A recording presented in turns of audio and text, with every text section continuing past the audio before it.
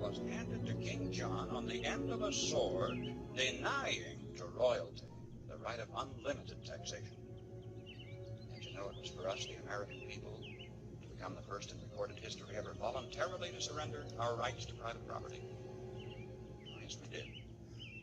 With an innocent-sounding constitutional amendment, the 16th, which says that Congress will have the power to lay and to collect taxes on incomes from whatever source derived. We forgot to put any limit on the extent to which we could tax ourselves. Conceivably, we could be taxed out of all private property. We could be taxed not 70%, 80%, 90%, but 100%. We could awaken one morning and find that the government owns the farm and the house and the car and has a mortgage on the church, legally. Historically, whenever any nation has taxed its people more than 25% of their national income, the initiative was destroyed and that nation was headed for economic eclipse. History says we'll roll forward on momentum for a little while, but we'd better get some more gas in the tank pretty quick. See, ours is not the first by George good government to arise on the world stage. There have been several. Rome, Spain, and Greece, and China, and each enjoyed about 150 years at its zenith. That's just about our time in the New World. And then each decayed away. Not one of them was ever destroyed by anybody else's marching legions. Each rotted away, morally, socially, culturally, economically, simultaneously. Now, one of the most cruel paradoxes of history is this. Because each was a good government, it bore bountiful fruit. When it bore bountiful fruit, the people got fat. When they got fat, they got lazy. When they got lazy, they began to want to absolve themselves of personal responsibility and turn over to government to do for them things which traditionally they had been doing for themselves.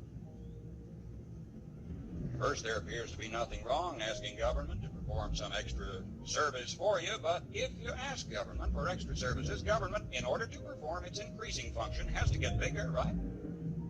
And as government gets bigger, in order to support its increasing size, it has to what? Tax the individual more. So the individual gets littler.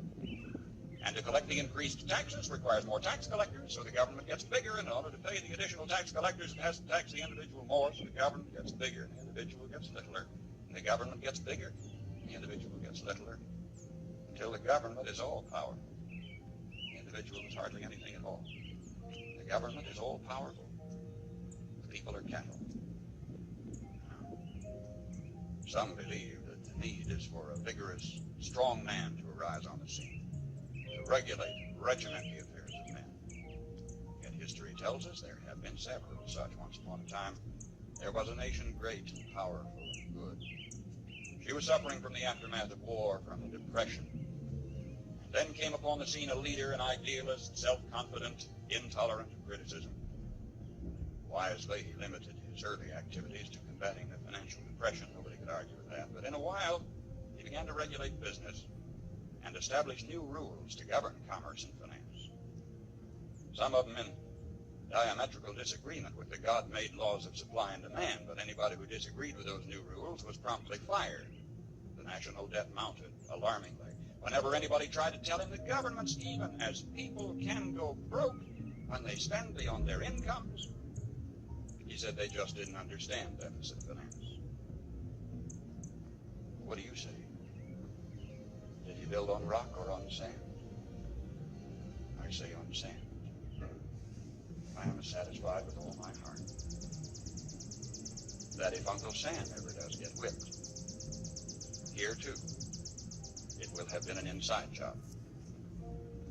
It It was internal decay. It was not external attack that destroyed the Roman Empire.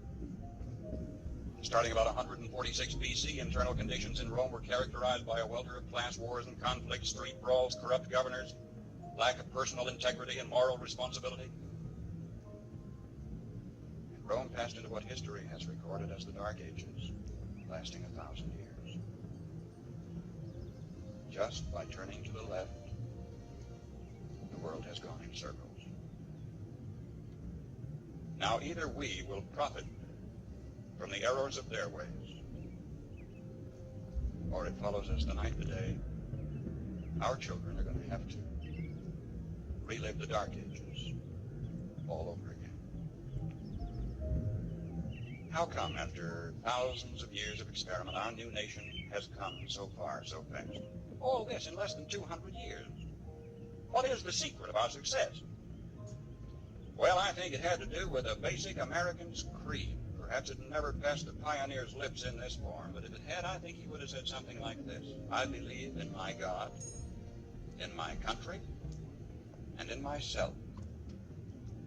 I know that sounds like a trite, too simple thing to say, and yet it's a rare man today who will dare to stand up and say, I believe in my God, and my country, and in myself, and in that order.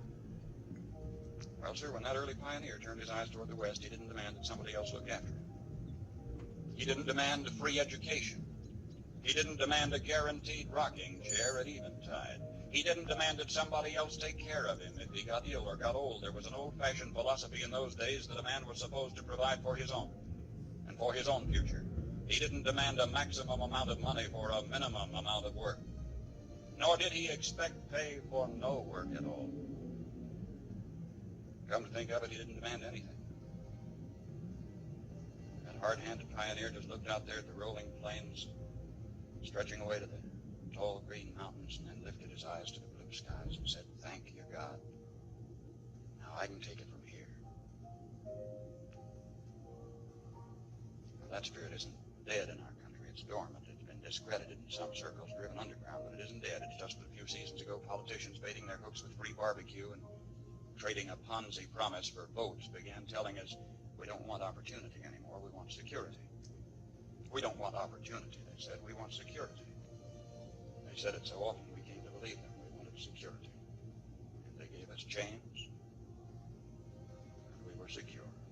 Suddenly, with our constitutional guarantees depleted, with our national character eroding away, with our tax laws penalizing those who dare to prosper, with workers concentrating on how little they can get by with instead of how much they can produce. Suddenly we looked overhead one day to discover that the first tin moon in space was a Russian accomplishment. That free men dragging their feet had been outdistanced by slave workers dragging their chains. And we were sore afraid. Perhaps this was a disguised blessing too.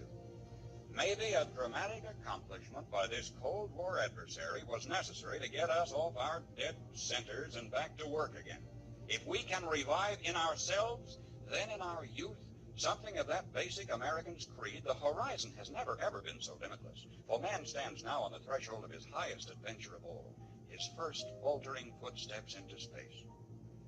20 years from today, half of the products you will be using in your everyday living aren't even in the dictionary yet. We've got it made. If we just keep on keeping on, we've got it made. And if we don't, we will follow those other great nation states of history into the graveyard of ignominious oblivion. History promises only this for certain: we will get exactly what we deserve.